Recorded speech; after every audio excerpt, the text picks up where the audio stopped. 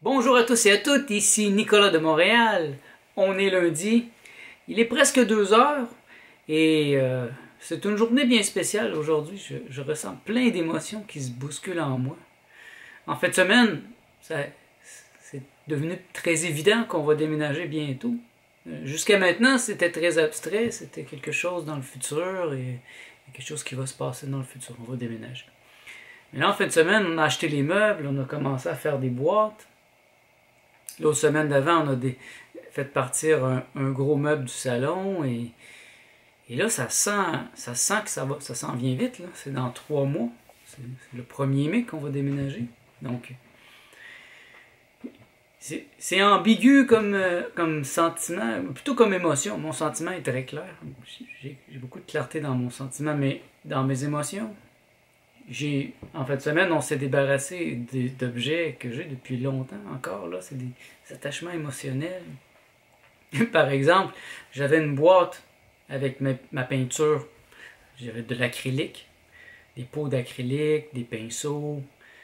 J'avais même des poudres, de la poudre de peinture brute, parce que quand j'étais au début de l'université, vers 21 ans, j'ai voulu apprendre la peinture comme les maîtres. Donc, j'avais acheté la poudre. Donc, cette poudre est mélangée avec un liant. Donc, ça peut être la tempera, ça peut être aussi de l'huile. Et c'est comme ça que les grands maîtres fonctionnent. Ils font leur propre peinture. Mais je ne l'ai presque pas utilisée et je la gardais. Je me disais un jour peut-être, un jour peut-être. Mais là, ça fait 20 ans, je ne l'ai pas encore utilisée. Et encore là, mes pots d'acrylique, ça fait presque 10 ans que je n'ai pas fait de peinture.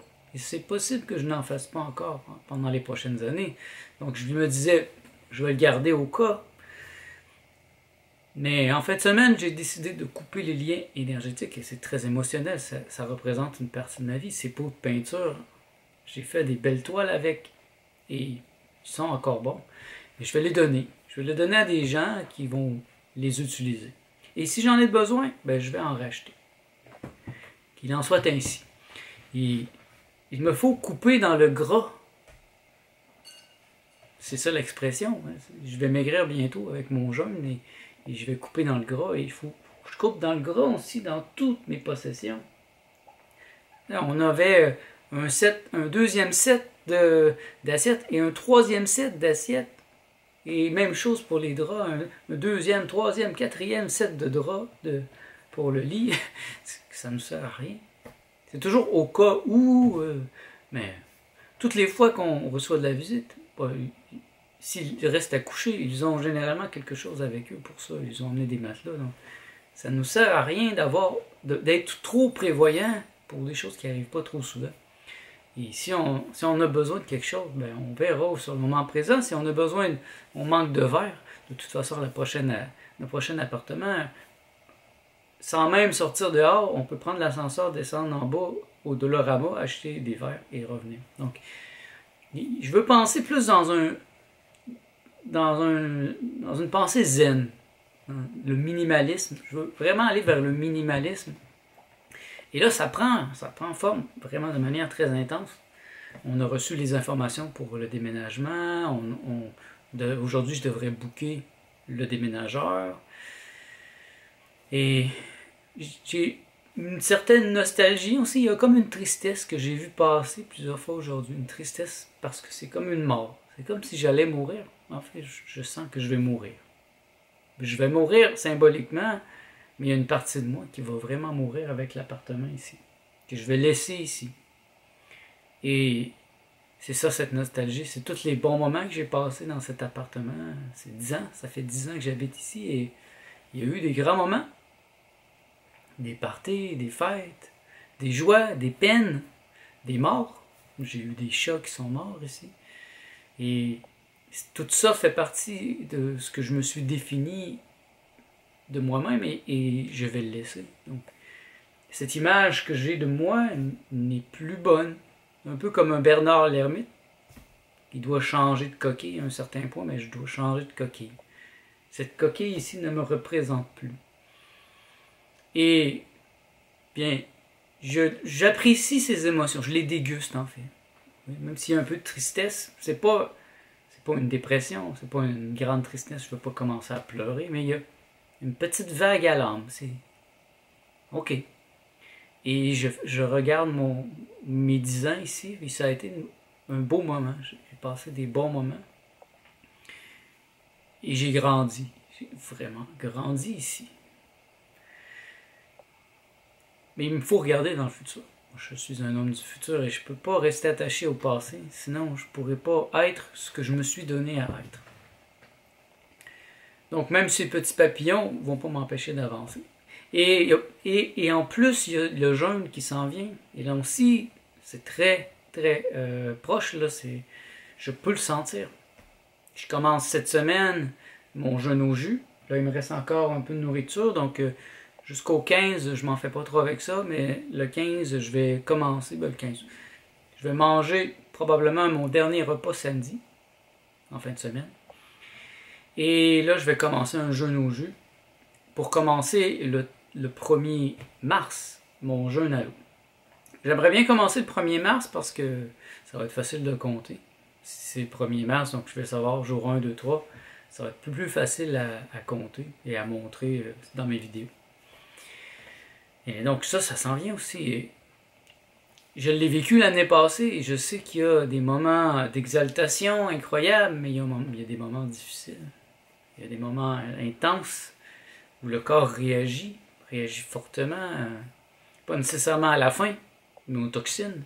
Il y a beaucoup de toxines qui vont se répandre dans mon corps. Et donc c'est comme si j'allais me faire passer dessus par un camion, d'une certaine manière. Je vais me faire aplatir, je vais me faire remodeler. Mon corps au complet va se remodeler parce que là, il va avoir enfin la chance de réparer des choses qui sont brisées, peut-être, ou usées. Il n'avait pas eu cette chance depuis longtemps. L'année passée, j'y ai donné un peu de chance. Et cette année, je vais lui donner encore plus de chance parce que là, j'ai bien étudié, je comprends mieux c'est quoi le jeûne. Je vais le faire à la méthode de Herbert Shelton, donc hygiéniste, donc juste de l'eau. Pas de sel, pas de café, pas de thé, rien.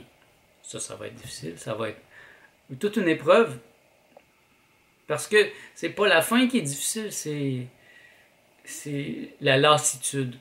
Le temps passe tellement lentement. Puis on n'a plus l'occasion d'aller manger pour passer une émotion ou passer le temps. Il faut regarder l'émotion en face. Ça a été dur l'année passée entre moi et Martha parce que j'étais très, très sensible. Et cette année, je compte que ça soit plus facile.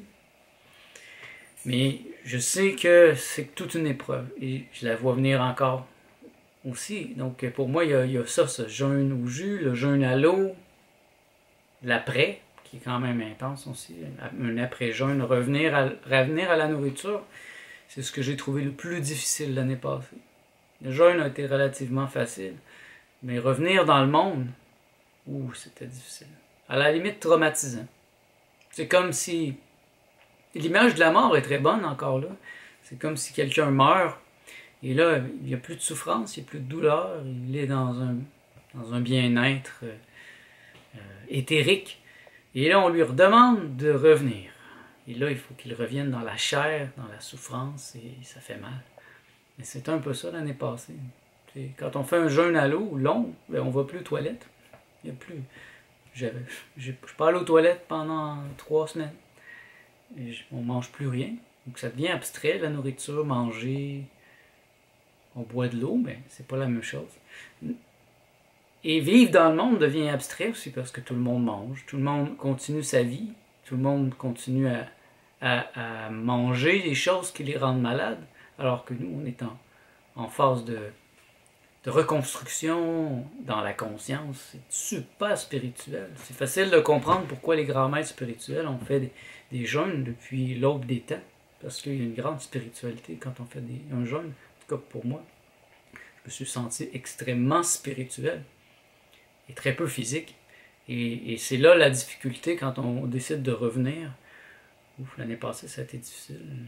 J'ai vomi, je n'étais pas capable de manger. C'était pas évident. Je manquais de connaissances aussi pour expliquer à Martha comment vraiment ça se passait en moi. Mais cette année, je vais être beaucoup mieux préparé. Mais c'est ça. Aujourd'hui, j'y pense plus parce que il y a une présence. C'est présent. C'est très présent et ça se sent. Il y a quelque chose là, qui commence en fin de semaine. Les jeunes.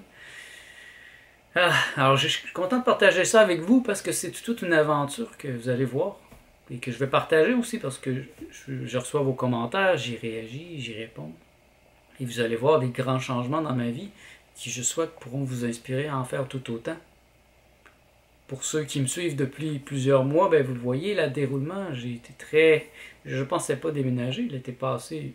il ne me serait pas venu à l'idée de vous dire que j'allais déménager. Et là, avec les problèmes avec le propriétaire, l'appart, là, ça l'a mis un peu une bémol et le comportement du propriétaire aussi m'a écœuré. Et j'ai compris que, en fait, ce qu'il me tentait de me dire, inconsciemment, c'est que c'était le temps pour moi de partir, de changer. It's time to move on. Et c'est excitant en même temps, et donc, tout en ayant une petite vague de tristesse, il y a aussi une grande vague de joie, d'excitation. C'est incroyable, je me sens super électrique. Puis, encore là, je suis content de partager ça avec vous.